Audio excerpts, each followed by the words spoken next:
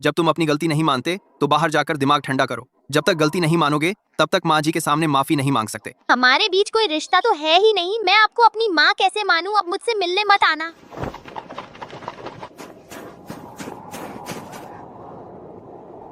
हे, उठो जरा, इतनी बर्फ में सोओगे तो जम जाओगे।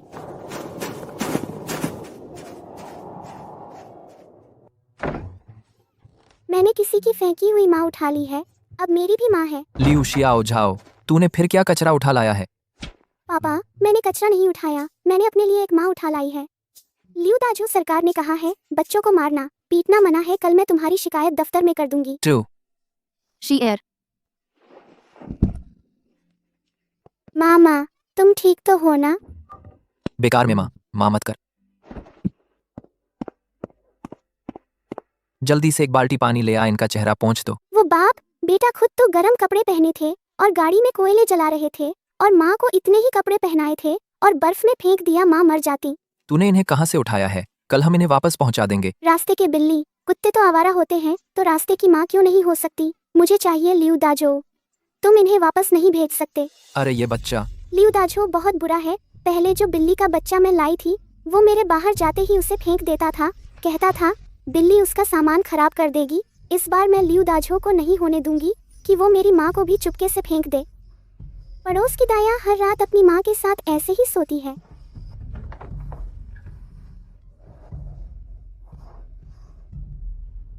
कितना मुलायम है, लियू दाजो से अलग है। इनके हाथ भी बहुत छोटे हैं। माँ ने मेरी बात नहीं सुनी, माँ सो गई हैं। चलो छोड़ो, जब उठोगी तब बात करेंगे।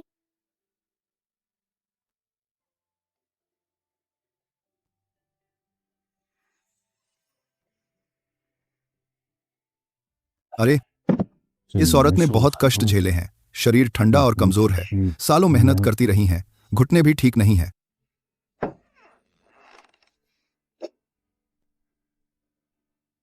लो, ये फीस है।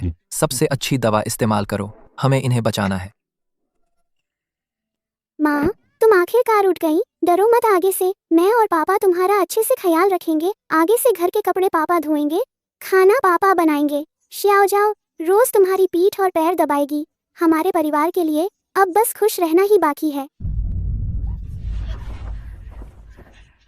तुम लोग कौन हो? पास मत आना। माँ, कैंची मत चलाओ, हाथ में चुभ जाएगी। मेरा नाम लियू श्याओ जाओ है, मैं श्याओ जाओ हूँ। बहन, तू इतनी उत्तेजित मत हो, खुद को चोट मत पहुंचाना। बहन, तुम सच में डरो मत। तुम्हें कल रात मेरी बेटी ने उठाया था। तुम्हारे शरीर पर ये कपड़े पड़ोस की दाया की माँ ने आकर बदले हैं। हम सच में बुरे लोग नहीं हैं। माँ, तुम बहुत सुंदर लग रही हो, चित्रों वाली देवी जैसी। माँ, तुम खाओ, यह मेरी सबसे प्यारी टॉफी है जो मैं खाना नहीं चाहती थी। धन्यवाद बच्ची। तुम्हारा नाम क्या है? मेरा नाम श्याओ जाओ है। माँ की याददाश्त तो बहुत खराब है, लेकिन मुझे कोई आपत्ति नहीं है। मेरा नाम हुलिंग है। हुलिंग नाम तो बहुत अच्छा है, सुनने में कितना सुरीला है, जैसे पवन घंटी। मैं जियांगनान की रहने वाली हूँ। मैं अपने चचेरे भाई के साथ राजधानी में रिश्तेदार ढूंढने आई थी, लेकिन गलती से बिछड़ गई। बहुत खुशी हुई। कल रात गाड़ी वाला वो बदबूदार बच्चा जरूर माँ का बच्चा नहीं था, तो आज से मैं लियू श्याओ जाओ माँ की इकलौती संतान होंगी।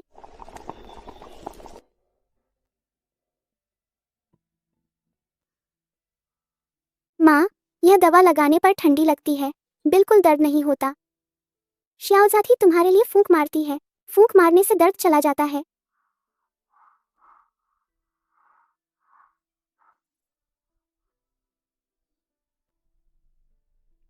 माँ, इतना जोर जोर से रो क्यों रही हैं? जरूर अभी जो दवा लगाई थी वह बहुत दर्द कर रही है। अरे, परियां तो नाजुक होती ही हैं। श्याओ जाओ, तुम्हारी असली माँ कहाँ है? वह कहाँ है? मेरी पहले कोई माँ नहीं थी, अब तुम माँ आ गई हो तो मेरी माँ हो गई। आगे से तुम ही मेरी असली माँ हो। बहन, तुम इस बच्ची की बकवास मत सुनो। यह जिसे देखती है उसे माँ बुलाने लगती है। श्याओ झाओ को मैंने उस साल भिखारियों के आश्रम में पड़ा हुआ उठाया था। मेरे जैसे अशिक्षित आदमी के साथ इतने साल रहकर अच्छी परवरिश नहीं हुई। तुम्हारे सामने शर्मिंदगी हुई। लियू दाजो, घर से निकलने से पहले मैंने तुम्हें क्या समझाया था? क्या मैंने तुम्हें नहीं बताया था? बाहर वालों से हमेशा कहना कि मैं तुम्हारे पिछवाड़े से पैदा हुई हूँ। तुमने जबरदस्ती कह दिया कि मुझे उठाया था। गांव के वो बुरे बच्चे रोज मुझे हरामी कहकर चिढ़ाते हैं। तुम कह देते कि पिछवाड़े से पैदा हुई हूँ तो क्या मर जाते। तू चुप रह।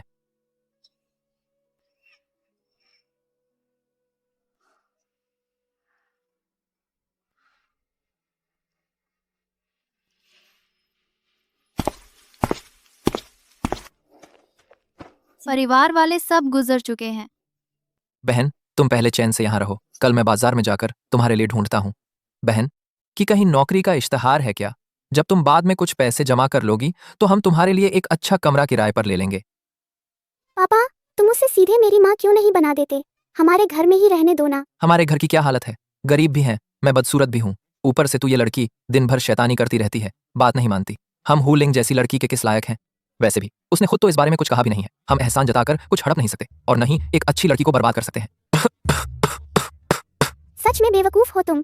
लियू दाजो, तुम एक बेवकूफ हो। यह गाली दाया की माँ ने मुझे सिखाई है। लियू दाजो से निपटने के लिए ऐसे जिद्दी और अड़ियल इंसान के लिए बिल्कुल सही है। इतनी मुश्किल से एक ऐसी लड़की मिली है जो दहेज नहीं मांगती, खुद ही दरवाजे तक आ गई है और तू उसे ठुकरा रहा है। तू तो मुझे जान से मार डालेगा।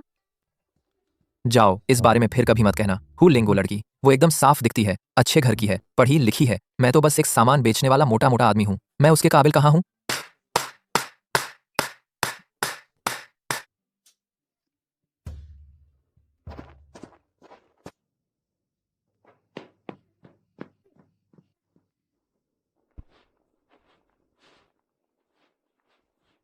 जाओ, ये कपड़ा देखो, सुंदर है ना? जाओ, मुझे बस एक बार पहनने देना, बस एक बार। नहीं, यह मेरी माँ ने मेरे लिए बनाया है। दाया, घर आ, खाना खा ले। आ रही हूँ माँ। मैं तेरे फटे पुराने कपड़े नहीं पहनूंगी। मेरी अपनी माँ भी मेरे लिए बनाएगी।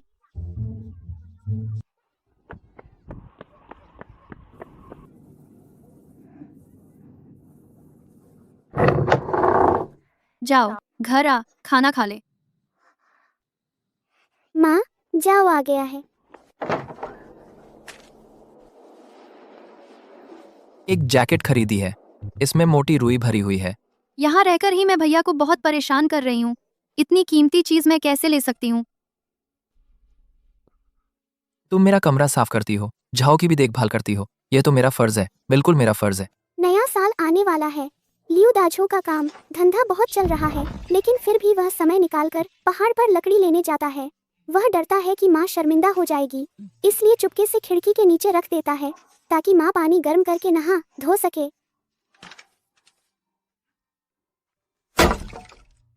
मैंने तुम्हें डॉक्टर को दिखाने को कहा था, तुम खाली हाथ कैसे लौट आए? माथे पर इतना बड़ा घाव है, अपना भी ख्याल नहीं रखते।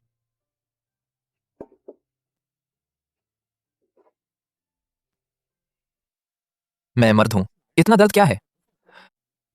तुम अपने हाथ देखो, लाल नीले पड़ गए हैं ठंड से। जाओ ने रात को मुझसे कहा कि तुम्हें खुजली से नींद नहीं आती। जल्दी लगाकर देखो।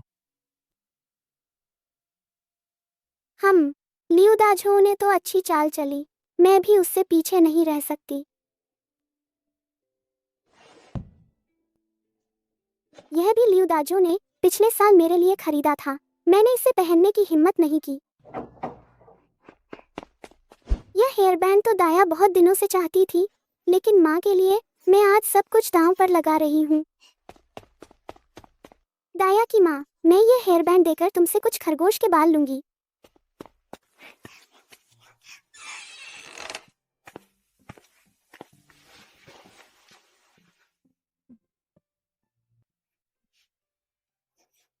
जाओ, तुम्हें ये खरगोश के बाल कहाँ से मिले? वह जाओ ने दाया की माँ से खास माँ के लिए बनवाए हैं। मैं देखती हूँ माँ के पैर रोज बर्फ जैसे ठंडे रहते हैं। यह मोटी मोजे पहनो, पक्का गर्मी लगेगी।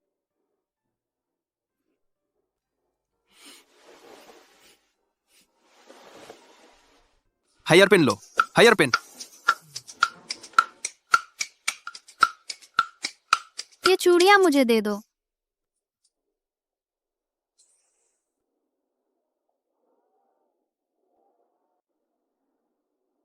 देखो, दूसरी लड़कियों के पास तो हैं, हमारी जाओ के पास भी होनी चाहिए। माँ, जाओ ने यह पहना तो क्या माँ जैसी करकरा हो गई?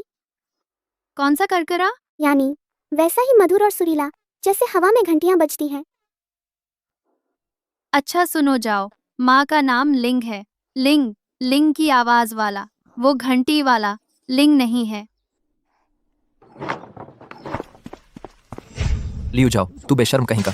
फिर से शैतानी कर रहा है क्या? आह, दर्द हुआ। पापा, तुम मुझे क्यों मार रहे हो? तू हूँ आंटी से इधर उधर की चीजें मांगने लगा। हमारी क्या हैसियत है तुझे पता नहीं? मैंने नहीं मांगा, मैंने नहीं कहा। माँ ने खुद मेरे लिए खरीदा है। लियो दाझो, तुम्हारा दिमाग खराब हो गया है? बातचीत से काम नहीं चलता। बच्चे को मत मारो। तुम उसकी हिफाजत क्यों कर रहे हो? यह लड़की तो हर दिन बस मिठाई और केक मांगती रहती है। इसकी लालच की कोई हद ही नहीं। अब तो देखो, इसने तुम्हें बहला फुसलाकर तुम्हारी बालियां बेचकर यह खरीदवा दिया। आज मैं इसकी खैर नहीं छोड़ूंगा। Cake cake cake. आह, गायब हो गई, सचमुच गायब हो गई। मैं नहीं पहनूंगी। माँ, मुझे नहीं चाहिए, मैं अभी उतार देती हूँ। माँ, वो बालियाँ आप पर कितनी सुंदर लगती थीं। मेरी ये काली छोटी कलाई इस बेकार सी चांदी की चूड़ी को पहनकर भी बिल्कुल अच्छी नहीं लगती। लियो दादा, आप बिना सोचे समझे बच्ची को कैसे मार सकते हैं? जाओ, अब 6 साल की बड़ी लड़की हो गई है। कुछ भी कहना हो तो उसे अच्छे से समझाओ। आप उसे बार बार पीटते कैसे रह सकते हैं? उसका अपमान करते हुए मैं फिर से कहती हूँ, ये चूड़ी मैंने ही जाओ के लिए खुशी खुशी खरीदी है। तुम दोनों ने मेरी जान बचाई। ये रोज मेरे पीछे पीछे माँ माँ करती रहती है। मैं अपने बच्चे के लिए एक जोड़ी चूड़ी खरीदूं। इसमें गलत क्या है?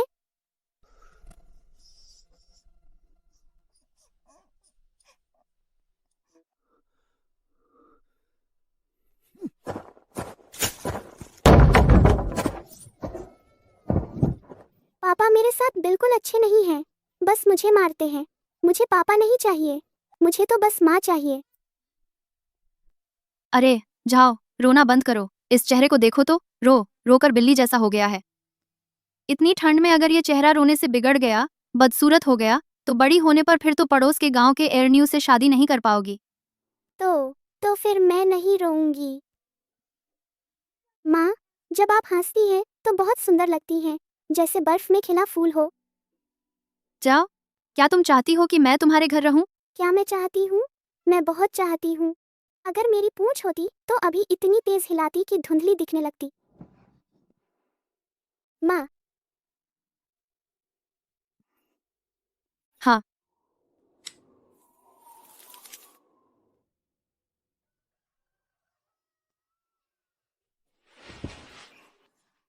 माँ, आप इतनी जल्दी उठ गईं, जरूर फिर मेरे लिए दिल दुखा रही हैं। मेरे लिए किचन में खजूर केक बनाने गई हैं। बहन, तुमने ठीक से सोच लिया? मैं लियो दाझो, बस मिट्टी मिसने हुए मोटे आदमी हूँ। एक ऐसा आदमी जो गली गली घूमता फिरता छोटा सा व्यापारी है, जिसे लोग नीची नजर से देखते हैं। क्या तुम मेरे साथ रहकर मुझसे नफरत नहीं करोगी? लियो दादा, मैंने भी आपसे सच नहीं कहा था। दरअसल मैं भी किसी चचेरे भाई के साथ रिश्तेदारों की तलाश में राजधानी नहीं आई थी। दरअसल मैंने मालिकिन को नाराज कर दिया था। मैं मालिकों द्वारा छोड़ी गई रखैल हूँ। लियो दादा, मैं न सिर्फ नीची जाति से हूँ, बल्कि मेरा एक बच्चा भी हुआ था। क्या इन बातों से आप मुझसे नफरत करेंगे? मैं तो बेचैन हो रही हूँ। लियो दाजो, तुम लकड़ी के लट्ठे हो, जल्दी बोलो ना। अगर तुमने नफरत करने की हिम्मत की तो मैं माँ को लेकर घर से भाग जाऊंगी। नफरत? मैं तुम्हारा क्या बिगाड़ूंगा? वो लोग जिन्होंने तुम्हें नहीं चाहा, उनकी ही नजर कमजोर थी। उनमें समझ ही नहीं थी। तुम बहुत अच्छी लड़की हो। जाओ, और मैं दोनों तुम्हें पसंद करते हैं। मैं लियो दाझो आज इस आसमान और इस जमीन को गवाह बनाकर कसम खाता हूँ, आज से लेकर जिंदगी के आखिरी पल तक मैं तुम्हारा और जाओ का पूरे दिल से ख्याल रखूंगा। अगर मेरे दिल में कोई दूसरा ख्याल आया तो मुझे आसमानी बिजली काट दे। यह लियो दाजो आमतौर पर बोलने में कच्चा है। आज की बातें कितनी प्यारी लग रही हैं, इसे उसका बड़ा काम मान लेते हैं। मैं तैयार हूँ।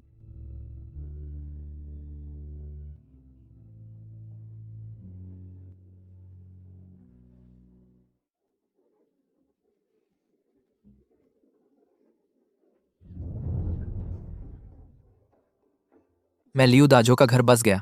सब लोग थोड़ी शराब पीकर मेरी खुशी में शामिल हों।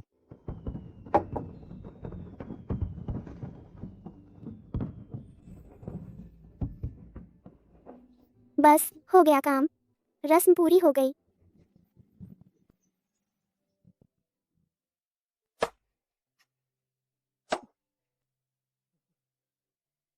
दाझो, साल खत्म होने वाला है। आज हम सब साथ बाजार चलें, कुछ लाल कागज खरीदें। फिर वापस आकर मैं खिड़कियों के लिए कुछ कागज के फूल काटूंगी। घर के अंदर बाहर सब अच्छी तरह सजा संवार लें, थोड़ी खुशी का रंग चढ़ा लें। हाँ हाँ, बिल्कुल सही। लिंगर, तुम ठीक कहती हो। तुम जो कहो वही खरीदेंगे। सब तुम्हारी मर्जी।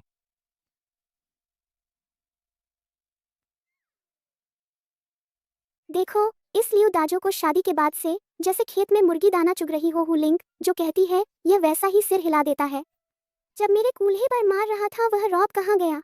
बिल्कुल बचा ही नहीं है। उसे क्या कहते हैं? हाँ, छोटों पर रॉब और बड़ों से डर। झोगे, तो फिर हम बाजार चलते हैं। दाजो, चलो झाओ के लिए 2 लाल रिबन भी ले आते हैं। नया साल है, लड़कियों को हमेशा सज धज कर रहना चाहिए, तब दिल खुश होता है। चाहिए, मुझे लाल रिबन चाहिए। मैं उस पर सुंदर फूल बांधूंगी। माँ, पापा आपकी आज्ञा मानने वाला चूजा है, मैं भी आपकी चूजी हूँ। बच्चे, हम सब माँ की बात मानेंगे।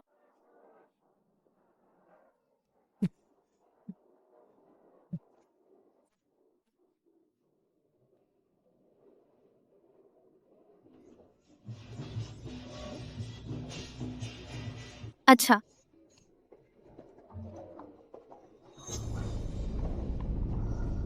आज तो मजे में थे, लेकिन फिर वही गाड़ी सामने आ गई।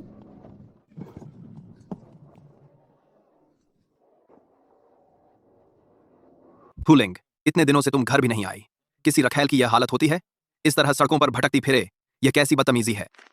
हाँ, तुम्हारे पिता कम से कम एक विद्वान तो थे। क्या जिंदगी में तुम्हें अनुशासन शब्द लिखना भी नहीं सिखाया? क्या सिर्फ इसलिए कि वह मर गए तुम्हारे अंदर अनुशासन का आधा अक्षर भी नहीं बचा? जान बूझकर सार्वजनिक रूप से मेरे जनरल हाउस की बदनामी कर रही हो। जनरल साहब, आप गलत व्यक्ति को पहचान रहे हैं। यह आम औरत अब चुनशुई गांव के लियू परिवार की बहू है।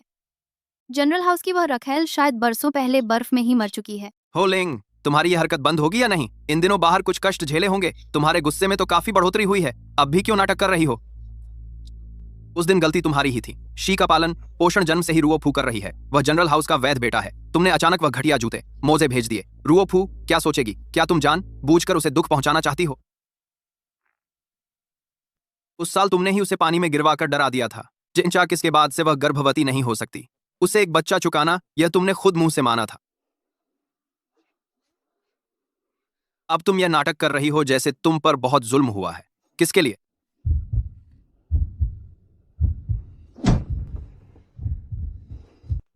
मैंने हाँ नहीं कही थी। मैंने कभी हाँ नहीं कहा। हेंगरुओफू का पानी में गिरना उसका मुझसे कोई लेना देना नहीं है। वेन यिंग, मैंने तुम्हें इतने साल समझाया है, तुमने एक बार भी मेरी बात नहीं मानी। तुम सिर्फ उसकी एक तरफा बात मानते हो। बच्चे के पैदा होते ही तुमने उसे मेरी गोद से छीनकर उसे दे दिया। मैंने कभी सहमति नहीं दी। वेन यिंग, मेरी जिंदगी का सबसे बड़ा पछतावा वह है कि मैंने उस नदी से तुम्हें बचाया था। मुझे तुम्हें वहीं डूबते देखना चाहिए था। तुम्हें बचाना ही मेरी सबसे बड़ी गलती थी।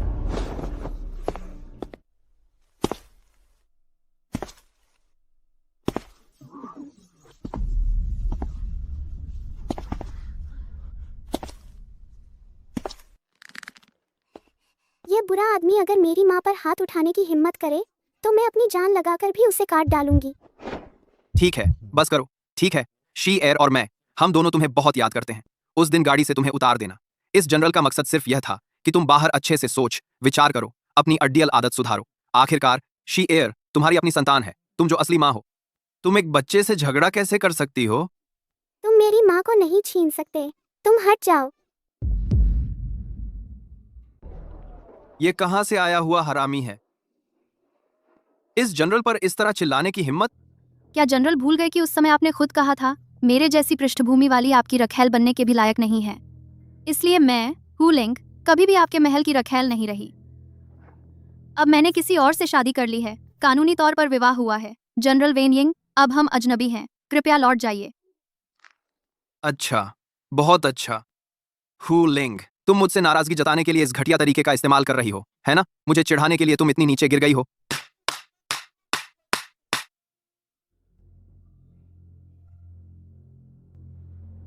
वेन यिंग, तुम खुद को बहुत बड़ा समझते हो। मैं तुमसे नाराज होकर ऐसा नहीं कर रही। मैं सचमुच थक गई हूँ। आइलैंड अब और सेवा नहीं कर सकती। जनरल वेन यिंग, अब आपके पास एक प्यारी पत्नी है और बच्चे आपके आसपास रहते हैं, जबकि मैं, हुलिंग, आपके लिए हमेशा से सिर्फ एक ऐसी चीज रही हूँ जिसे जब चाहा बुला लिया, जब चाहा दूर कर दिया। बस एक फालतू सामान। और उस बच्चे के बारे में मैं उसे भी नहीं चाहती। उसने खुद कहा कि वह आपकी पत्नी का बच्चा है, जनरल महल का वैध उत्तराधिकारी। चूंकि उसे लगता है कि उसका मेरे जैसी नीच पृष्ठभूमि वाली अपराधी से कोई संबंध नहीं है, तो फिर सचमुच कोई संबंध नहीं है। अच्छा हुलिंग, तुम्हारी हिम्मत है। चूंकि तुम्हें लगता है कि मेरा जनरल महल हर तरह से बुरा है, तो जाओ और कभी वापस मत आना। इस जनरल को देखना है कि मेरे बिना तुम कैसी जिंदगी जीती हो। हाय, उस दिन बर्फ में क्यों नहीं जम गई?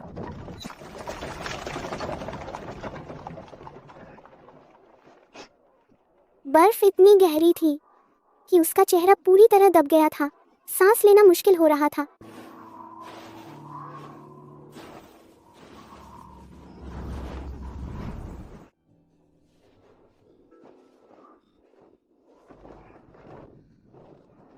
रात को मैं हू लिंग की गोद में सिमटकर सोती थी।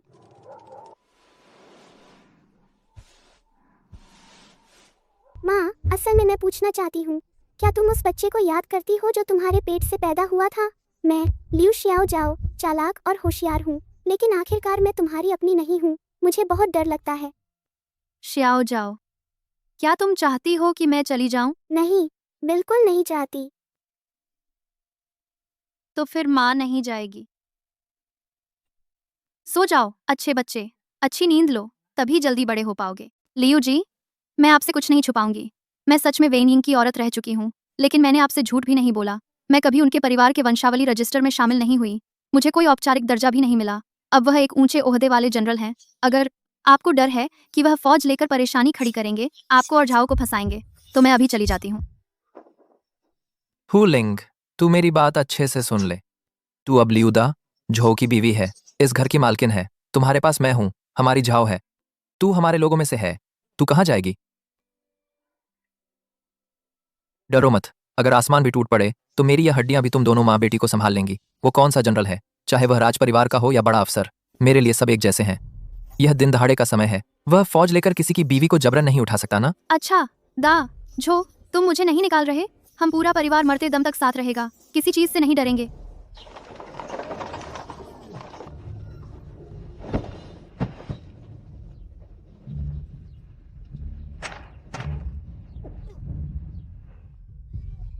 यह कैसी बेकार जगह है। हर तरफ कीचड़ और बदबू है, बहुत गंदी है। वो यिनयान कहाँ है? उसे बुलाओ, मुझसे मिलने आए। इस कुत्ते के बसेरे में इंसान कैसे रह सकता है? रुको, यह मेरा घर है। तुम कौन हो? तुम्हें किसने अंदर आने दिया? तुम जैसे को मेरा नाम पूछने का हक है? सच में बिना तमीज की गंदी चीज हो तुम। हम्फ। तुमने ये कपड़ा किसकी इजाजत से पहना है? ये मेरा छोटा बाग वाला कपड़ा है। हूँ यिनयान ने मेरे लिए कढ़ाई की थी। तू चोर है। तू इसे पहनने का हकदार कैसे है?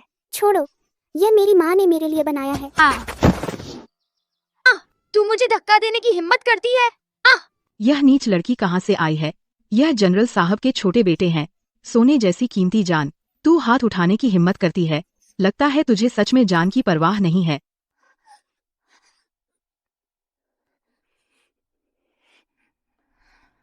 मुझे तुरंत मुंह में खून का स्वाद आया।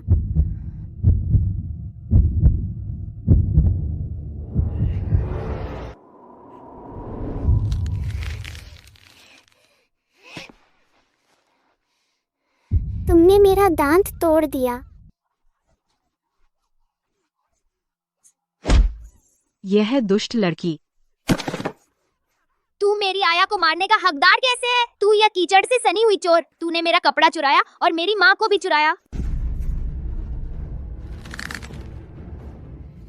मेरा दांत छीना और मेरी माँ को भी छीनने की कोशिश की। मैं तुझे मारूंगी। जाओ। रुको, सब रुक जाओ।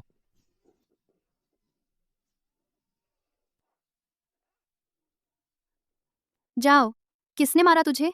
माँ को बता, किसने मारा? चेहरा भी छिल गया है, पूरा शरीर नील और खून से सना हुआ है।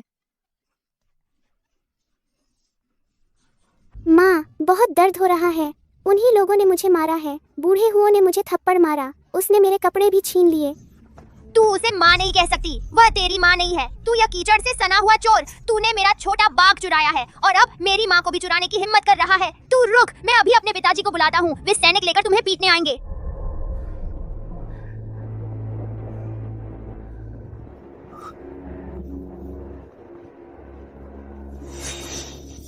वैनशी, तुम आखिर ये सब कर क्या रही हो?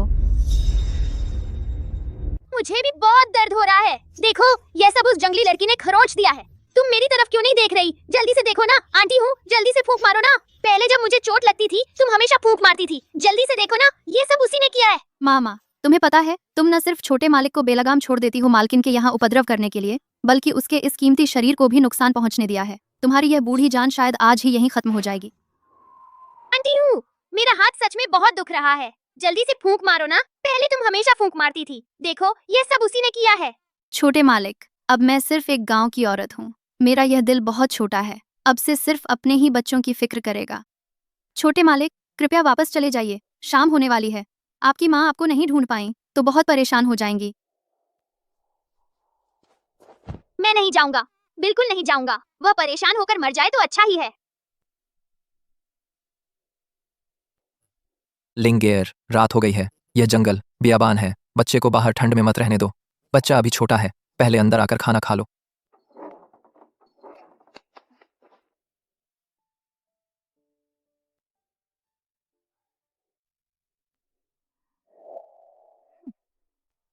हुलिंग, तुम वहाँ खड़े क्या देख रही हो? पहले की तरह मेरी खाने की सेवा करो। मैं कहती हूँ, तुम्हारी उम्र कितनी है? अभी भी खाना चम्मच से खिलवाना चाहते हो? तुम्हारे हाथ नहीं है क्या? नहीं खाओगे तो यहाँ से निकल जाओ। बाहर निकलो, भागो यहाँ से।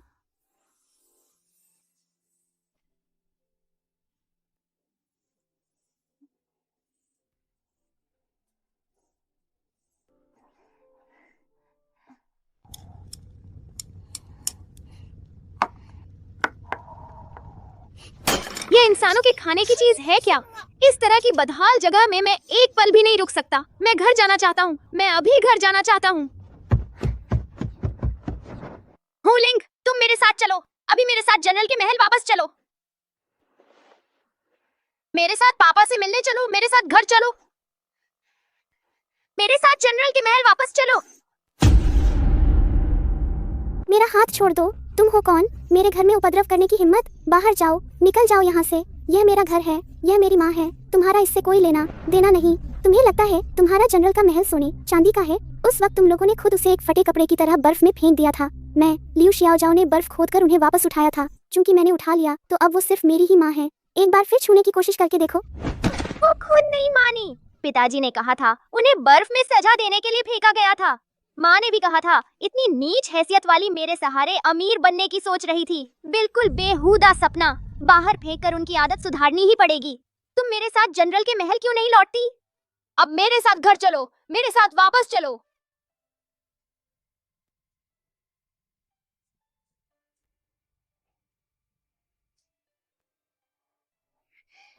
तुम्हारी इस गंदी जुबान पर ही तो मार रही हूँ। क्या तू सुअर कुत्ता है? खुद की अक्ल नहीं है, बस माँ बाप की सुनता है। ताकत के बल पर दूसरों को दबाने के अलावा और कुछ कर सकता है? तू एक बेकार निकम्मी चीज है।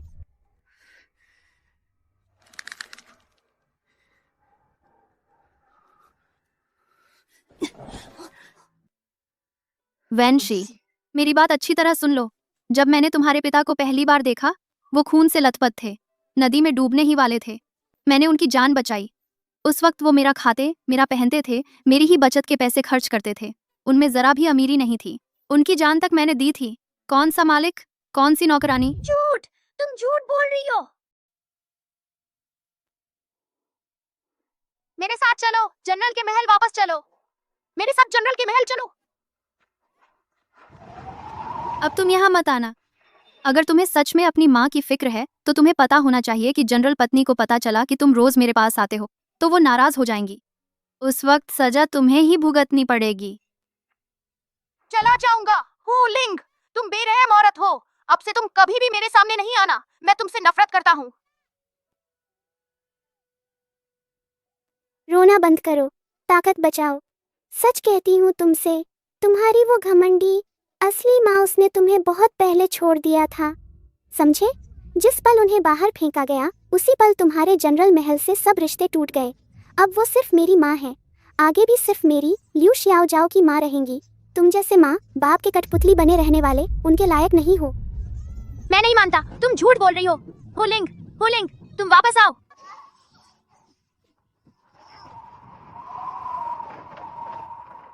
लिंगर, ये राजधानी अब हमारे रहने लायक नहीं रही। वो वेन परिवार की ताकत बहुत ज्यादा है। हम जैसे छोटे मोटे लोग उनका मुकाबला नहीं कर सकते, लेकिन हम उनसे छुप तो सकते हैं ना। मैं सोच रहा हूं कि तुझे और जहां को लेकर गांव चला जाऊं। हालांकि गांव की जिंदगी थोड़ी मुश्किल है, जमीन भी बंजर है, लेकिन मैं लियू दाझो कसम खाता हूं, चाहे मुझे अपना खून बेचना पड़े या जान, मैं कभी तुम दोनों को दुख नहीं देने दूंगा। क्या क्या तू मेरे साथ वो मुश्किल जिंदगी जीने को तैयार है? दाझो, बस हमारा परिवार साथ रहे, तू और जहां मेरे पास रहें, चाहे गांव जाना हो या भीख मांगनी पड़े, मैं खुश रहूंगी। पापा, मम्मी, जाओ भी खुश रहेगी। चलो हम गांव चलते हैं। उन बुरे लोगों से अब कोई वास्ता नहीं। लेकिन उस घर के लोग मानो खून की महक पाकर पागल कुत्ते बन गए थे। छुटकारा पाना नामुमकिन था। लिंगर, इन दिनों मैंने भी सोच विचार किया है। वी, तुम जिद करके वापस नहीं आ रही हो क्या इसलिए क्योंकि रुओफू ने तेरे पुराने कंगन तोड़ दिए थे? गुस्सा है ना? देखो, मैंने तुम्हारे लिए एक बेहतर जोड़ी लाई है। इस क्वालिटी के जेवर पूरी राजधानी में मुश्किल से मिलेंगे। मैं एक साधारण औरत हूँ, इतनी कीमती चीज लेने लायक नहीं। जनरल साहब, कृपया वापस चले जाइए। जो चीज मैं तुम्हें देता हूं तुम बस पहन लो। इस राजधानी में अभी तक किसी की मेरी बात मानने की हिम्मत नहीं हुई। जनरल साहब, शिष्टता बनाए रखें, मेरा पति है, इतनी कीमती चीज मैं नहीं ले सकती। शिष्टता? हुलिंग मुझसे शिष्टता की बात कर रही है? हम दोनों कितने साल साथ सोए हैं, जीनर भी इतनी बड़ी हो गई है, अब तुम मुझसे शिष्टता बरतने को कह रही हो? हम दोनों कितने? कुलिंग की ऐसी हिम्मत नहीं। जनरल साहब की पत्नी एक प्रतिष्ठित परिवार से है, एक कुलीन महिला, वो तो आसमान जैसी हैं। मैं तो बस एक साधारण औरत हूँ, मैं खुद को उनके बराबर कैसे रख सकती हूँ? और ना ही मैं जनरल साहब के नियम तोड़ना चाहती हूँ। लिंगर, तुम अब भी मुझसे नाराज हो, है ना? शुरू में मैंने तुमसे झूठ बोला था कि मेरी शादी नहीं हुई है, लेकिन अगर मैं झूठ ना बोलता तो तुम मेरे साथ राजधानी कैसे आती? मैंने ये तुम्हारे भले के लिए ही किया। सूजो, वो बंजर जगह, जमीन बेकार, लोग गरीब, वो इस राजधानी की चमक दमक के आगे कहाँ ठहरती है? अपनी ही बात सुनो। उसका भला करने का तरीका ये था कि उसे राजधानी लाकर उसकी पहचान छीन लो और बिना किसी दर्जे के उसे रखैल बना लो। तुम, क्या दर्जा इतना जरूरी है? इतने सालों से जनरल हवेली में रहकर ऐशो आराम की जिंदगी, उस बेकार कागज के दर्जे के अलावा मैंने तुम्हें क्या नहीं दिया? तुमने मुझे क्या दिया है वैन यिंग? अपने दिल से पूछो, तुमने आखिर मुझे दिया क्या है? हेंग रुओफू खुद पानी में कूद गई थी और मुझ पर इल्जाम लगा दिया कि मैंने धक्का दिया। तुमने कभी जांच की? तुमने मुझसे एक शब्द भी पूछा? तुमने बस बिना कुछ सुने अभी जन्मी शी र को छीन लिया और खुद उसकी गोद में दे दिया। क्या यही है तुम्हारा तथाकथित पक्षपात? उसने जानबूझकर तोड़ दिया मेरी मृत माँ की आखिरी निशानी। वह मेरी जान थी। मैंने बस उससे कुछ बहस की थी तो तुम्हें अपनी नाजुक बीवी का डर सताने लगा और सजा दी सिर्फ मुझे। जनवरी की बर्फ में घुटनों के बल बैठा दिया, यहाँ तक कि उस भारी बर्फबारी में मुझे एक फटे कपड़े की तरह गाड़ी से नीचे फेंक दिया, मरने के लिए छोड़ दिया। और हाँ, यहाँ तक कि इस दुनिया की सबसे घटिया चीज, एक औपचारिक पदवी भी मुझे देने में तुम्हें सभी औपचारिक नियमों का पालन करना पड़ा। इतना अलगाव। वैन यिंग, मेरी जिंदगी का सबसे बड़ा पछतावा है कि मैंने उस नदी से तुम्हें बाहर निकाला था। अगर फिर से मौका मिले, मैं खुद तुम्हें दबाऊंगी कि तुम उसी नदी में डूब मरो। तब शायद मेरे ईमानदार पिता मेरे इस बेनाम बेशरम बेटी के कारण सूझों में दिल का दौरा पड़ने से मर जाते, लेकिन मैं नहीं रहती, इस हड्डी तक निगल जाने वाले राजधानी शहर में बेकार गंवा देती ये पूरे 6 साल। बस करो, इतनी दिल दुखाने वाली गुस्से भरी बातें मत करो। जूसू, तुम तो फूलों के लैंप देखने का शो मचा रही थी ना? उस समय व्यस्त था। इस साल मैं जरूर तुम्हें और शी को लेकर जाऊंगा। जरूर, इन कम को ओ हम सबसे बड़ा लैंप खरीदेंगे, बस हमारा परिवार, ठीक है ना? हुलिंग, मुझे यकीन नहीं कि तुम सच में छोड़ सकती हो। शी, वह तो तुम्हारे अपने शरीर का हिस्सा है, मैंने भी पता लगाया है। ये लियू नाम का आदमी बस एक घटिया इधर उधर घूमने वाला सौदागर है। वो जियो झाओ नाम की मर चुकी लड़की तो भीख मांगने वालों के घर से उठाया हुआ एक हरामी है। एक हरामी और एक सौदागर जनरल के महल की शान शौकत के आगे क्या है? तुम्हारे अपने खून के आगे क्या है? सुनो, मेरे साथ वापस चलो, एक उठाया हुआ सस्ता सामान। तुम्हारी पूरी जिंदगी लगाने के काबिल नहीं है। मेरी माँ को परेशान करने की हिम्मत मत करो।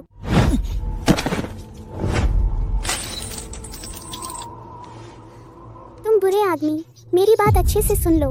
अब माँ की देखभाल मैं और पापा करेंगे। हम ही असली परिवार हैं। तुम्हारे वो बदबूदार पत्थर हमें नहीं चाहिए और न ही उनकी जरूरत है।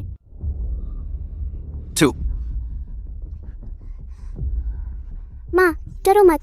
माँ, घुटनों में दर्द तो नहीं हो रहा? सब इस बुरे आदमी की वजह से है। शाम को जाओ, तुम्हारे घुटने अच्छे से दबाएगी। हम इसकी परवाह नहीं करेंगे। हुलिंग, तुमने इस हरामजादे को इतना छूट दे दी। मैं हरामजादी नहीं हूँ। हुलिंग, इस जनरल ने तुम्हें मनाया भी है, तुमने नाटक भी किया है, अब तुम्हें और क्या चाहिए? क्या तुम चाहती हो कि यह जनरल इस टूटे फूटे आंगन में तुम्हारे साथ समय बर्बाद करता रहे?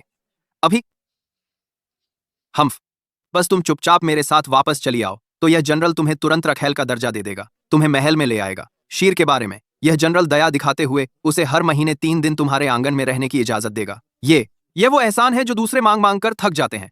क्या तुम्हें अभी भी संतोष नहीं है? एहसान, दर्जा, वैन यिंग, तुमने इतनी बारीकी से पता लगाया है तो क्या तुम्हें पता है कि मेरे ये घुटने बरसात के मौसम में दर्द से खड़े क्यों नहीं हो पाते?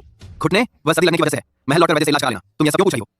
महल लौटकर वजह से इलाज करा लेना, तुम यह सब क्यों पूछ रही हो? महल लौटकर वजह से इलाज करा लेना। यह तुम्हारी उदार पत्नी की देन है। जब शीर पैदा हुआ था मुझे बच्चे की याद से पागल होने लगा था। मैं चोरी छिपे सिर्फ एक झलक देखने गई थी, लेकिन हेंग रुओफू ने मुझे देख लिया।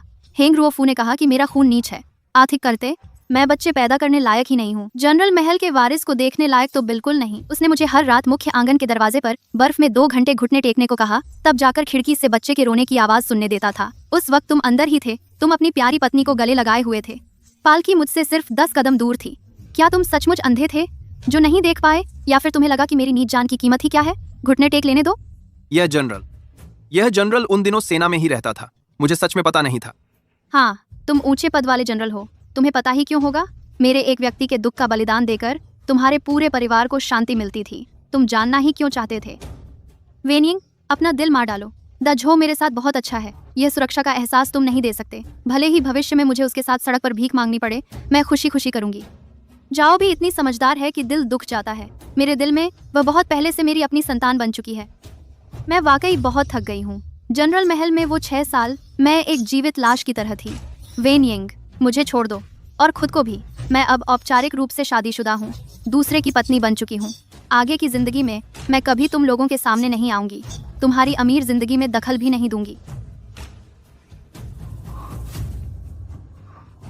जनरल साहब, बर्फ तेज हो गई है, गाड़ी में चलें।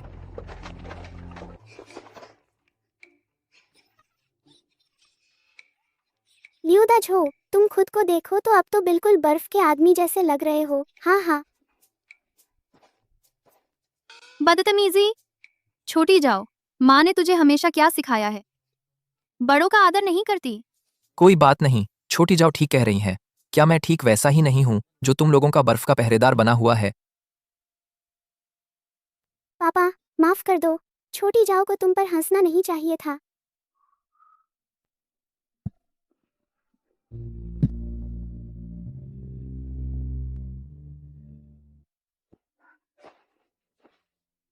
देखो तो, तुम तो ठिठुर कर रह गए हो।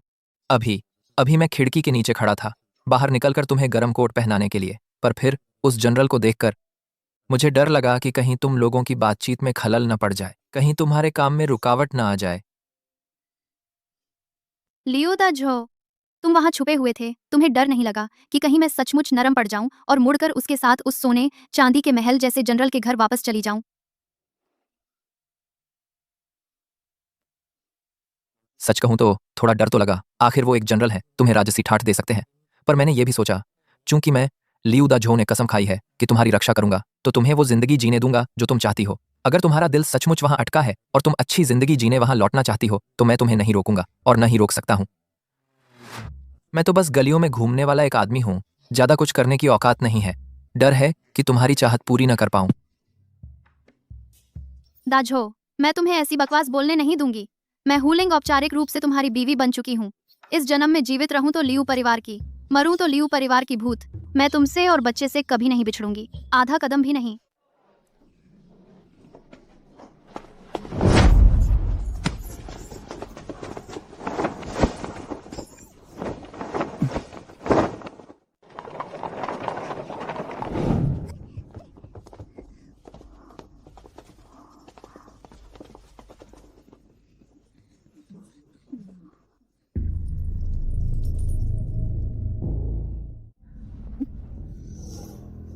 यही वो छोटी हरामजादी है? महोदया को सलाम। जी हाँ, यही वह लड़की है।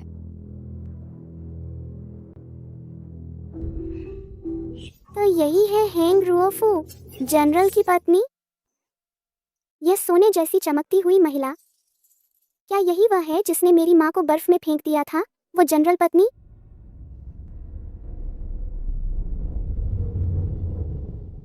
यही वो है जिसने मेरी माँ को बर्फ में फेंक दिया, वो बुरी औरत।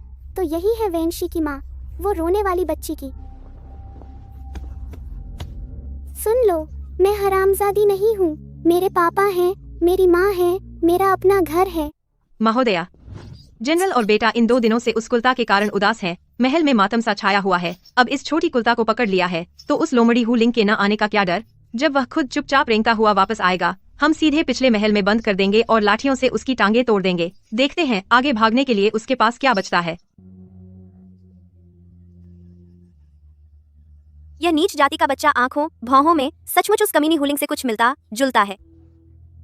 जाहिर है नीच लोग पैदा होने वाली संतानें भी एक जैसी ही दिखती हैं, घिन आती है।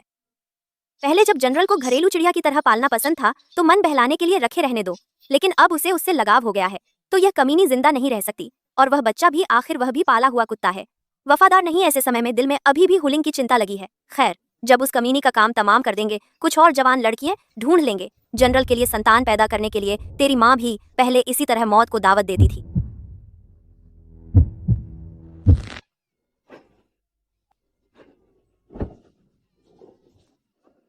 चुप रह अब, और रोया तो तेरी जीभ काट देंगे। सचमुच कर्ज चुकाने आया छोटा अशुभ है।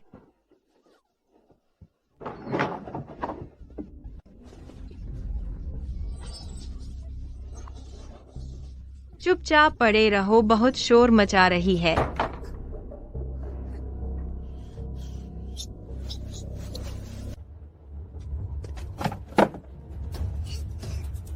वह छोटी लड़की डर के मारे बस रोए जा रही है। भागने की हिम्मत नहीं होगी उसमें। यह तो चूल्हे से भी छोटा मिट्टी का पुतला है, क्या बिगाड़ लेगा। एक और चल।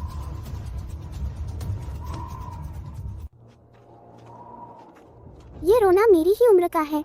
माँ ने मुझे बहुत समझाया, तब जाकर मुश्किल से अपना नाम लिख पाया।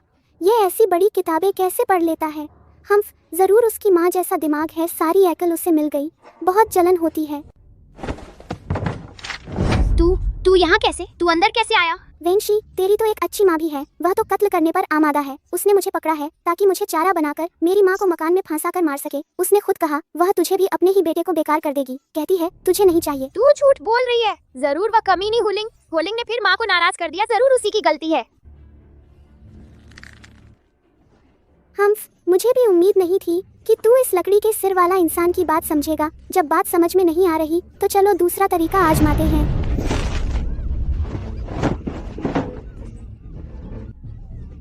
अरे ये जंगली लड़की मत मारो। मैं सुनता हूँ, तेरी बात मान लेता हूँ, ठीक है?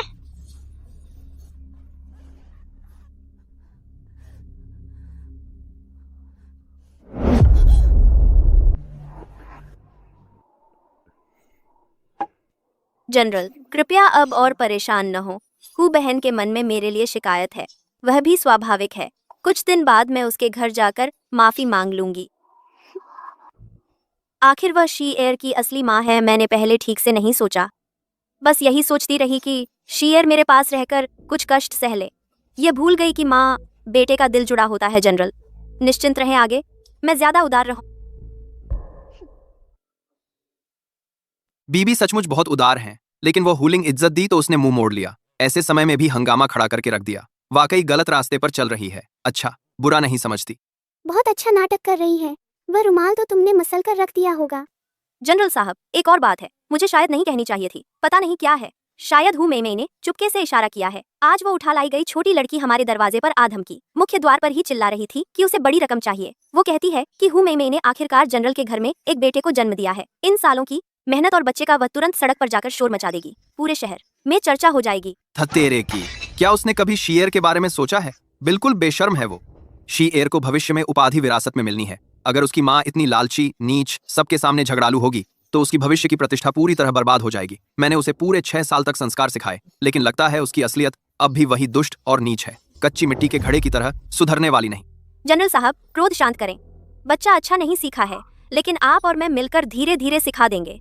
लेकिन अब उसे किसी भी हालत में राजधानी से जीवित जाने नहीं देना चाहिए। अगर वह चली गई तो भविष्य में बाहर जाकर बकवास करेगी। हमारे जनरल परिवार की प्रतिष्ठा पूरी तरह धूल में मिल जाएगी।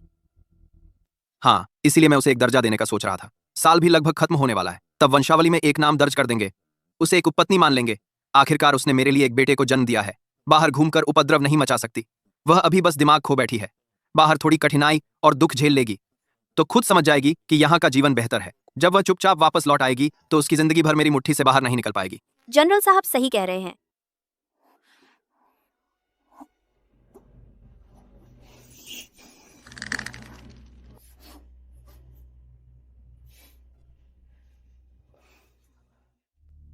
तुमने सुना? मेरी माँ हूँ काकी के लिए कितनी अच्छी है। चाहे उसकी प्रतिष्ठा धूल में मिल गई हो, फिर भी मेरी माँ उसके लिए दर्जे की विनती कर रही है।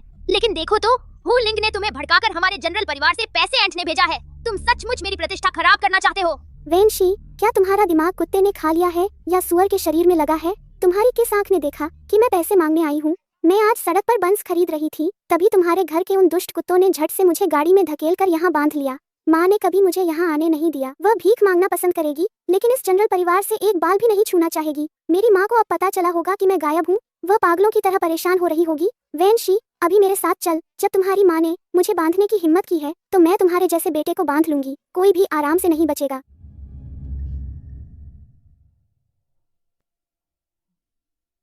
अगर मैं तुम्हारे साथ वापस चली गई, अगर मैं उस टूटे फूटे घर में वापस चला गया, क्या तुम अब भी मेरे साथ ऐसा ही अच्छा व्यवहार करोगी?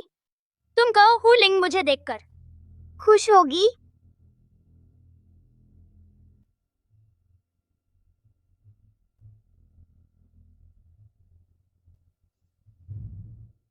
पहले वह मुझे देखकर हमेशा खुश होती थी। हालांकि मैं हमेशा उदास रहता था, लेकिन वह मेरे लिए गरम गरम मिठाइयाँ तैयार रखती थी।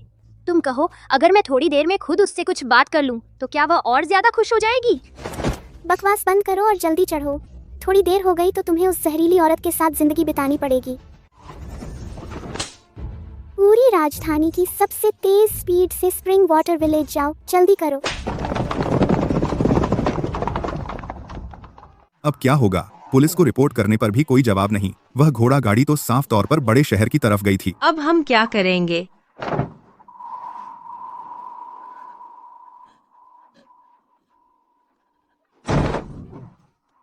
माँ, मैं वापस आ गई हूँ।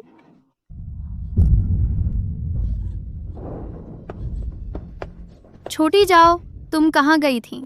तुमने मुझे डरा दिया। तुम कहाँ गई थी?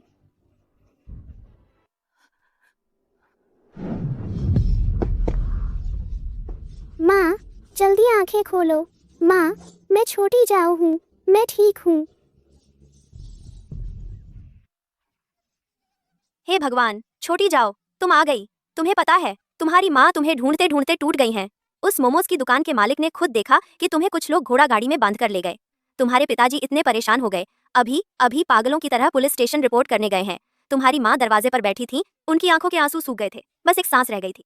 जाओ, जल्दी जाओ, जाओ और पुलिस को रिपोर्ट करने गए आदमी को वापस ले आओ। हू लिंग, मैं भी आया हूँ।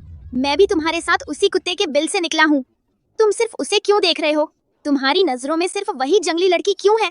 और तुमने मेरी तरफ देखा तक नहीं। क्या अब कोई कानून नहीं बचा है?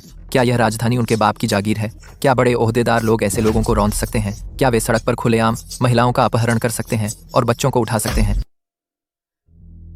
वैन यिंग, हेंग रुओफू, तुम लोगों के बड़े आदमियों के गंदे काम, अपनी बुरी नीयत मुझ पर आजमाना। चलो ठीक है, लेकिन अब तुम लोग इतने नीचे गिर गए हो कि सिर्फ 6 साल के बच्चे को सताने लगे हो।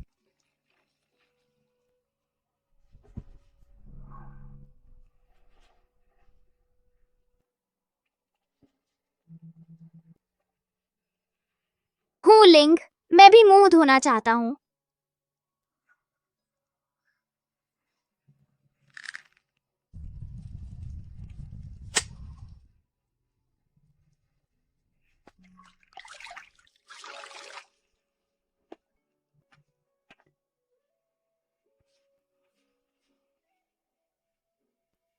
शियर, तुम अच्छी तरह सुन लो।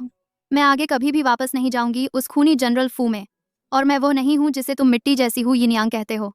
जब से मैंने इस दरवाजे में कदम रखा है, चूंकि इन 6 सालों में तुमने हमेशा मुझे माँ कहने से इनकार किया है, तो आगे से तुम शिष्टता से मुझे हूँ चाची कह सकते हो। नहीं, ऐसा नहीं है, यह गलत है। लेकिन तुम पिताजी की औरत हो ना? पिताजी कहते हैं तुम उनकी सबसे प्यारी चीज हो। तुम्हारी हिम्मत कैसे हुई दोबारा शादी करने की एक नीच गनवार आदमी से? नहीं, मैं हुलिंग भी एक इज्जतदार अच्छे घर की लड़की हूँ। मेरे पिता सूजो के विद्वान थे। अगर वेन यिंग ने मुझे धोखा न दिया होता, तो मेरी भी एक इज्जतदार शादी होती। उस साल वह सूजों में मुसीबत में था और झूठ बोल रहा था। उसने कहा कि वह सिर्फ एक छोटे अधिकारी का बेटा है। उसने मुझसे पत्नी बनने का वादा किया। उसने मुझे उम्मीदों से भरकर राजधानी शादी करने ले आया, लेकिन राजधानी आकर मुझे पता चला कि उसकी पहले से ही एक कानूनी पत्नी है। मैं रखैल बनना नहीं चाहती थी, जाना चाहती थी, तो उसने मुझे घर में कैद कर लिया। तभी तुम पैदा हुए। तुम्हें लगता है तुम्हारी वो शालीन दयालु माँ कितनी अच्छी है। वह खुद बच्चे पैदा नहीं कर सकती थी। मालकिन का दर्जा खोने के डर से उसने पानी में गिरने का नाटक किया और तुम्हारे पिता के सामने मुझ पर झूठा इल्जाम लगाया कि मैंने उसे लात मारी। मैं नहीं चाहती थी कि तुम अपने माँ बाप से नफरत करो, इसलिए ये सब चुपचाप सहती रही। लेकिन अब मेरी नई जिंदगी है वेंशी।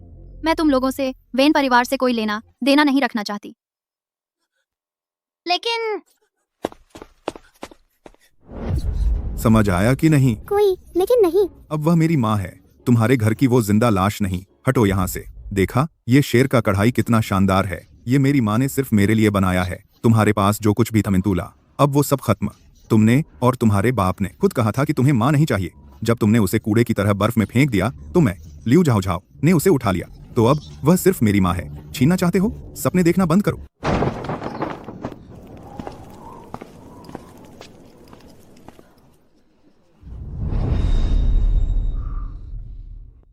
हुलिंग, तुम्हारा दिमाग खराब हो गया है। तुम बच्चे के सामने ये सब क्या बकवास कर रही हो? क्या जनरल साहब बुरा काम करके डर गए कि लोग सुन लेंगे? मैं क्या कह रही हूँ? मैं तो इस बच्चे को सच बोलना सिखा रही हूँ।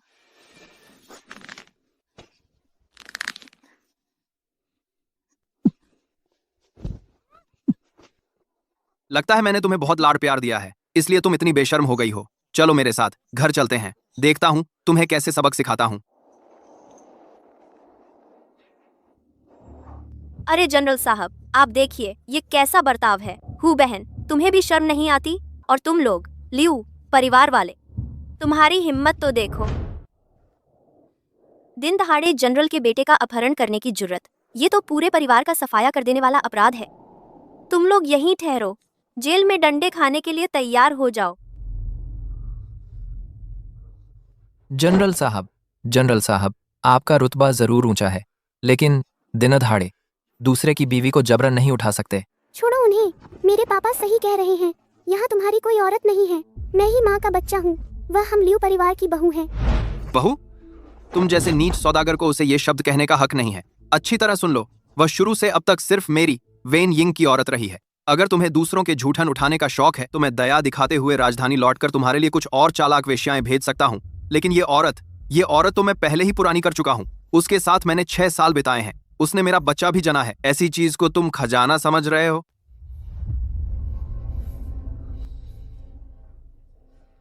जनरल साहब, आप देश की रक्षा करते हैं, दुश्मनों को मारकर वीरता दिखाते हैं। मैं लियू दाझो दिल से आपको एक असली मर्द मानता हूं। जनरल साहब, आप इतने ऊंचे हैं, लेकिन अब हुलेंग मेरी कानूनी तौर पर ब्याही हुई पत्नी है। वह मेरे लियू परिवार की सरकारी रिकॉर्ड में दर्ज घरवाली है। मैं कभी नहीं होने दूंगा कि आप मेरे सामने उसके बारे में ऐसी बातें बनाएं, उसका अपमान करें। मेरी नज़रों में उसमें एक भी कमी नहीं है। वह इस दुनिया की सबसे अच्छी, सबसे पवित्र औरत है। मैं, लियू दाझो ने ज्यादा पढ़ाई नहीं की, लेकिन मैं जानता हूँ कि बीवी का ख्याल कैसे रखते हैं। मेरी पूरी जिंदगी में खानजा, मैं नहीं चाहता कि वह फिर किसी के जुल्म सहे। और तो और, मैं बर्दाश्त नहीं कर सकता कि वह पहले की तरह दिन रात बर्फीले पानी में घुटनों के बल बैठी रहे और बेंतों की मार खाए, नाखूनों से कुचली जाए। वह एक जीती जागती संवेदनशील लड़की है। मैं आपसे विनती करता हूँ, थोड़ा पुण्य कमाइए, उसे छोड़ दीजिए। हुलेंग, ये जनरल तुम्हें आखिरी मौका दे रहा है। तुम मेरे साथ जनरल के महल में वापस चलोगी और अपनी मालकिन वाली जिंदगी जियोगी, या फिर इस हवादार टूटे फूटे घर में इस नाकारा गंवार के साथ और इस पता नहीं कहां से उठाए हुए बोझ के साथ गरीबी भरी जिंदगी बिताना चाहोगी? वेन यिंग, तुम अच्छे से सुन लो। मैं उसके साथ रहूंगी, चाहे जीवन हो या मृत्यु, बिना किसी शिकायत के। अच्छा, बहुत अच्छा। आंटी हूँ, मुझे आंटी हूँ चाहिए। पिताजी, मुझे छोड़ दो।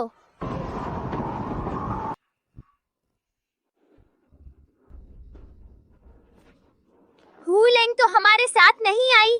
पिताजी, आप हुलेंग को भूल गए। आपने उसे पीछे छोड़ दिया। मैं नहीं जाऊंगा। मैं हुलेंग के साथ रहना चाहता हूँ। मुझे छोड़ दो। माँ,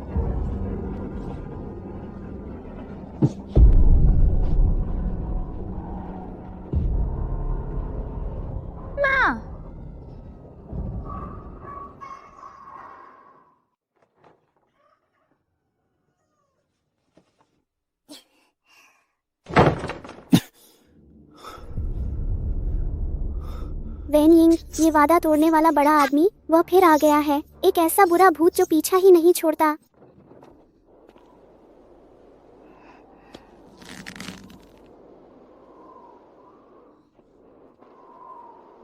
लिंगर, महल वापस जाकर मैंने पूरी तहकीकात की है। वे सारे काम वाकई रुओफू ने किए थे। वह जहरीली औरत हेंग रुओफू, मैंने फैसला सुना दिया है, उसे उसके मायके भेज दिया गया है। आज के बाद जनरल के महल में कोई तुम्हें परेशान नहीं कर पाएगा। तो क्या जनरल वैन इतनी दूर से यहाँ आए हैं बस यही सब कहने के लिए? लिंग ईयर, मैंने वाकई में वापस जाकर अच्छी तरह पूछताछ की है। जैसे ही उन पुराने नौकरों ने बोलना शुरू किया, हेंग रुओफू ने सच बोल दिया। वह पैदा से ही बच्चे पैदा करने में असमर्थ थी। उस साल खुद उसी ने बर्फीली झील में कूदकर तुम पर झूठा इल्जाम लगाया, तुम्हें इतना दुख दिया। अब मुझे सब कुछ पता चल गया है। तुम चिंता मत करो, आगे मैं उस जहरीली औरत को सबक सिखाऊंगा। उसे राजधानी में कदम भी रखने नहीं दूंगा। आगे मैं उस कदम भी रखने नहीं दूंगा। एक लिंग ईयर, क्या तुम मुझे इस बार माफ करोगी? मेरे साथ महल वापस चलोगी?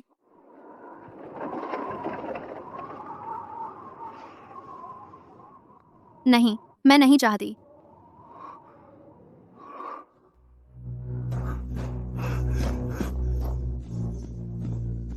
क्यों? मैंने तुम्हारे लिए रुओफू को भेज दिया है। जनरल पत्नी का पद, हालांकि वह नाम के लिए उस पर काबिज है, लेकिन आगे शी एयर भी तुम्हारी देखरेख में पलेगी।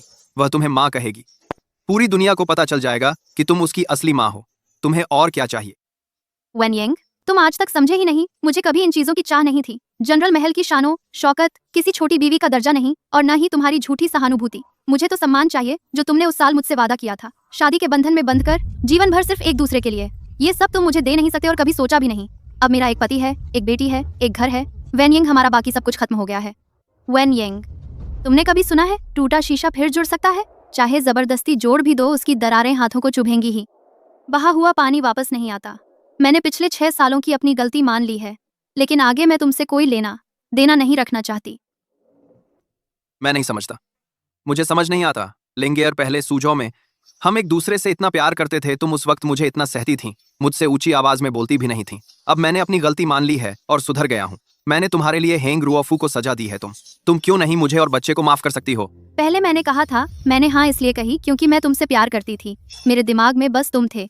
सूजो में तुमने मेरे साथ जो थोड़ा अच्छा व्यवहार किया था, लेकिन दिल मांस का बना होता है, पत्थर का नहीं। तुमने बार बार हेंग रुओफू को मेरा अपमान करने दिया, बार बार खुद ही मेरे दिल में छुरा घोंपा। मेरा दिल तुमने टुकड़े टुकड़े करके खाली कर दिया है। अब तुम चाहे जितना भी सुधर जाओ मेरे पास, अब तुमसे प्यार करने के लिए दिल ही नहीं बचा। कल रात मैं जनरल के महल के बाहर तुम्हारी तरह ही बर्फ में पूरी रात जबरदस्ती घुटनों के बल बैठा रहा। सचमुच बहुत ठंड थी। हवा शरीर पर चाकू की तरह काट रही थी। मेरा पूरा शरीर दर्द से सुन्न हो गया था। मैं सच में अपनी गलती समझ गया हूँ। मैंने वह स्वाद चख लिया है। इसके लाफ में वह पैसे के पीछे पागल छोटा सा दलाल तुम्हें क्या दे सकता है? क्या वह तुम्हें महंगे कपड़े और अच्छा खाना दे सकता है? ये सब मैं तुम्हें दे सकता हूँ। पद, सम्मान, धन, सब कुछ तुम्हारा होगा। हमारा एक बच्चा भी तो है। लिंग एयर, मैं सच में तुम्हारे बिना नहीं रह सकता। तुम मुझे एक और मौका दोगी, है ना? मैंने तुम्हें नाराज कर दिया। वेन यिंग, तुम्हें लगता है तुम जो चीजें दे रहे हो मैं उनकी कद्र करती हूँ? पद, समृद्धि, यहाँ तक कि वह बच्चा जिसे तुमने बिगाड़ दिया, ये सब चीजें अब मेरी नजर में सिर्फ मुझे जकड़ने की बेड़ियां हैं। अब मैं तुमसे सिर्फ एक चीज चाहती हूँ, वह है आजादी। कृपया मेरी जिंदगी से पूरी तरह गायब हो जाओ।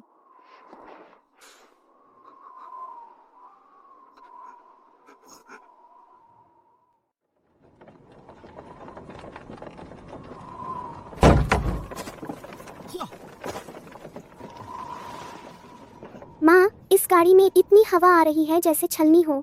जनरल के महल की बग्गी से कहीं ज्यादा ठंडी है। ठंड लग रही है तो क्या हुआ? तुम्हें क्या पता बिटिया, इसी तेज हवा से ताजी हवा आती है। राजधानी की बग्गियों के अंदर तो बहुत घुटन होती है, उनमें अच्छा क्या है? हम्फ, ताजी हवा। अगर यह हवा और ताजी होती रही तो यह हम दोनों को सीधे सूखी मछली बना देगी। ठीक है, जाओ, अपने पिताजी को परेशान मत करो। जब हम गांव पहुंच जाएंगे तो पुराने घर में गर्मी होगी, वहां हमारा अपना घर होगा। हमारा अपना, ऐसा घर जहाँ से हमें कोई भगा नहीं सकेगा। वह घर थोड़ा जर्जर जरूर है, लेकिन तुम चिंता मत करो, मैं ठीक कर दूंगा। जब वापस पहुंचेंगे मेरा पहला काम छत की मरम्मत करना होगा। छत से बिल्कुल पानी नहीं टपकेगा और चूल्हा भी खूब गर्म रखूंगा। जब तक मैं हूं तुम दोनों को जरा सी भी ठंड नहीं लगने दूंगा। दाजो, हमेशा यह मत सोचो कि तुमने हमारा कुछ बिगाड़ा है। तुम्हारे साथ कहीं भी रहना मुश्किल नहीं लगता। कोई ठंड नहीं, सब चमकदार। यानचुन के जीवन में अब बीते दिनों का कोई अंधेरा नहीं रहा।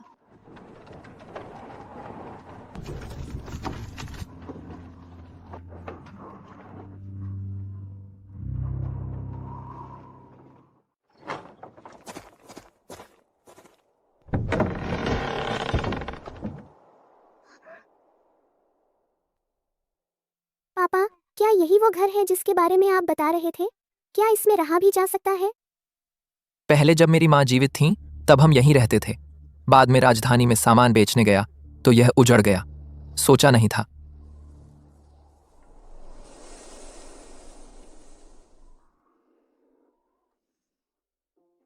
बहुत अच्छा, यही अब हमारा घर है। यह सारी जमीन अब हमारी है।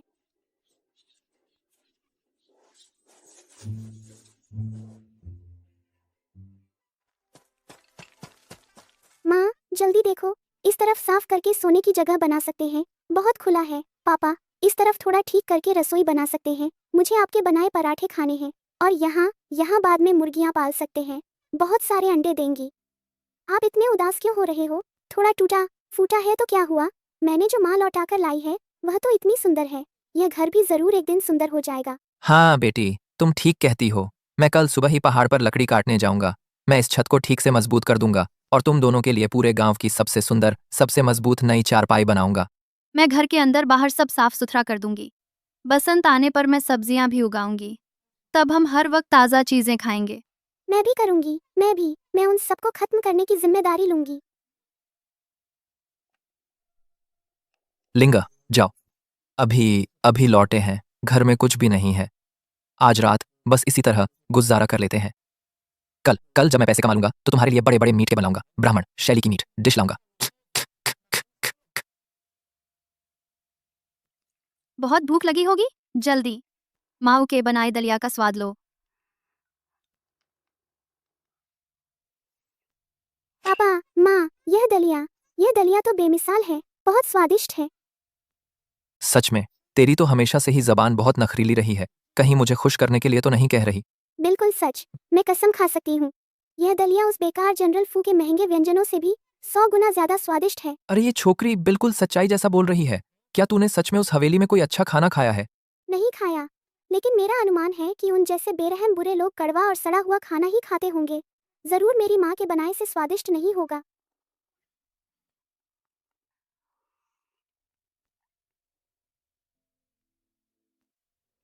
यह वो भोजन है जो माँ ने इतने सालों में सबसे शांति से खाया है। जनरल फू के वो दम घोंटने वाले नियम नहीं थे। हेंग रुओ की ठंडी नजरों का पीछा नहीं था और न ही वेन यिंग की अंतहीन अपमानजनक बातें थीं।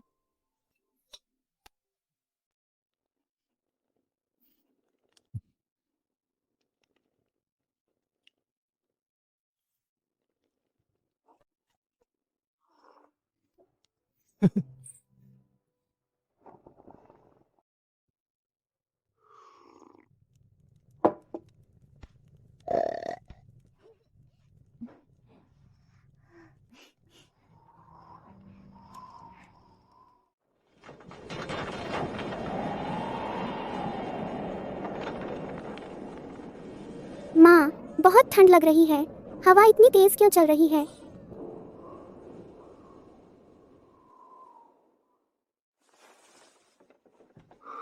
तुम लोग बाद में हिलना डुलना मत। दोना दोना दोना दोना दोना।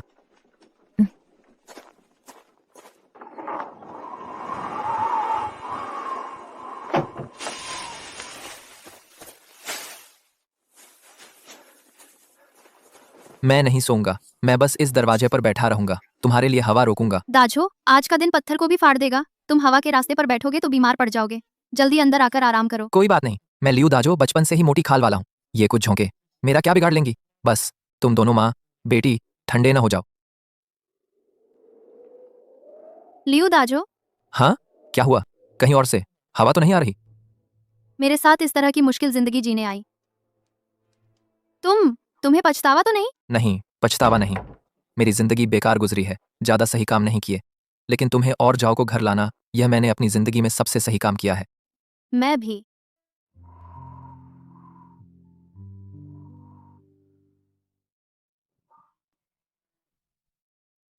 अरे यह दाजो नहीं है? दिल्ली जाकर अमीर हो गया। दाजो, यह नाजुक सी औरत कौन है? शहर से लाया है। उसके बदन को देखो, काम करने वाली लगती है। चेहरा तो किसी तस्वीर से निकला हुआ सा है। कहीं किसी अमीर की भागी हुई। रखेल तो नहीं? दाजो, तुम इस गूंगे को इतनी किस्मत कहाँ से मिली? यह औरत कहीं तुमने सड़क से उठा लाई हो? हाँ हाँ हाँ हाँ हाँ। बस करो, अपनी जबान संभाल कर। यह मेरी शादीशुदा बीवी है। बीवी? दाजो, तुम इतने कंगाले हो, इस तरह की बीवी कहाँ से लाए? शादी की कोई रस्म नहीं हुई, दावत भी नहीं हुई।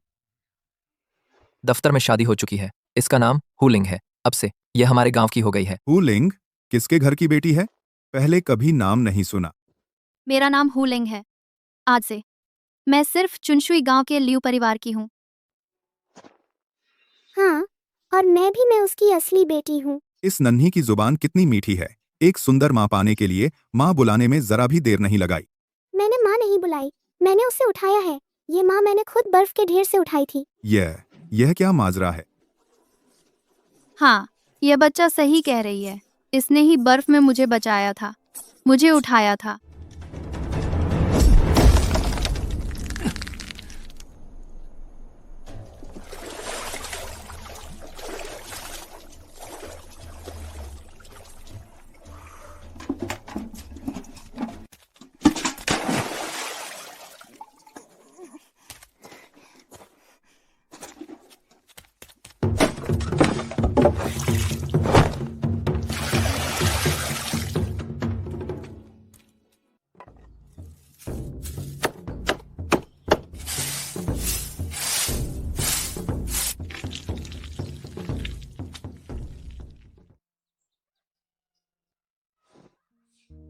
माँ, पापा, देखो तो, हमारा घर सुंदर हो गया है। अब हमारा घर बिल्कुल नहीं टूटा फूटा है।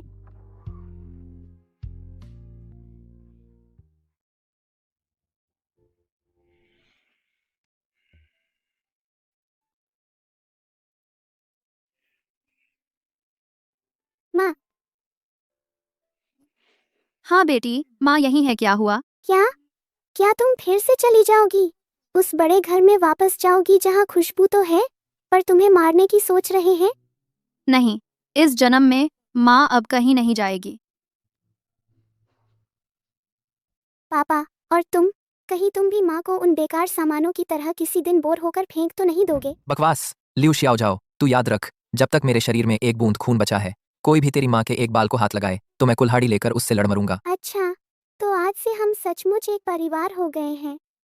यह टूटा फूटा हवादार झोंपड़ा इस पल मुझे उस सोने से जड़े बर्फ जैसे ठंडे जनरल के महल से करोड़ गुना ज्यादा चमकदार लग रहा है।